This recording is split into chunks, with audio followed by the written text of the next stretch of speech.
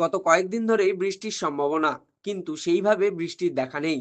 চলতি সপ্তাহে ঝড় বৃষ্টির পূর্বাভাস রয়েছে কলকাতা সহ দক্ষিণবঙ্গে।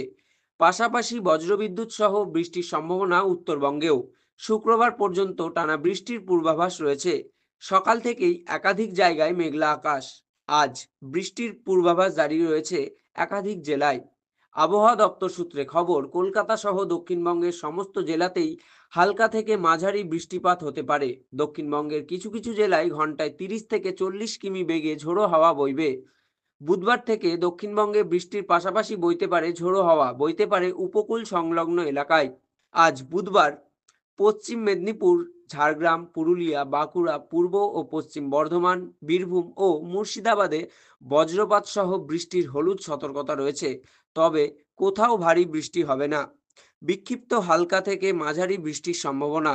এরপর বৃহস্পতিবার বৃষ্টির হলুদ সতর্কতা জারি করা রয়েছে দক্ষিণ 24 পরগনা, পূর্ব মেদিনীপুর, পুরুলিয়া, পশ্চিম বর্ধমান, বীরভূম এবং শুক্রবার দক্ষিণ 24 পরগনা ও পূর্ব পশ্চিম মেদিনীপুর, পুরুলিয়া, ঝাড়গ্রাম, বাঁকুড়া, পশ্চিম বর্ধমান এবং বীরভূমে। আবহাওয়া অফিস জানিয়েছে, আগামী 24 ঘন্টায় কলকাতার তাপমাত্রার বড় কোনো হেরফের না হলেও আর্দ্রতাজনিত অস্তিত্ব বজায় থাকবে।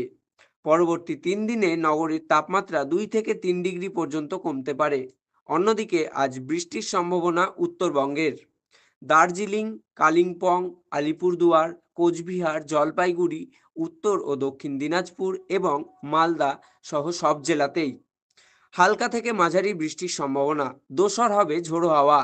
দার্জিলিং, কালিম্পং, আলিপুরদুয়ার ও জলপাইগুড়িতে বজ্রবিদ্যুৎ সহ বৃষ্টি হতে পারে। দক্ষিণবঙ্গের তুলনায় উত্তরবঙ্গের জেলাগুলিতে অধিক বৃষ্টির সম্ভাবনা। Bureau report, Times Bangla.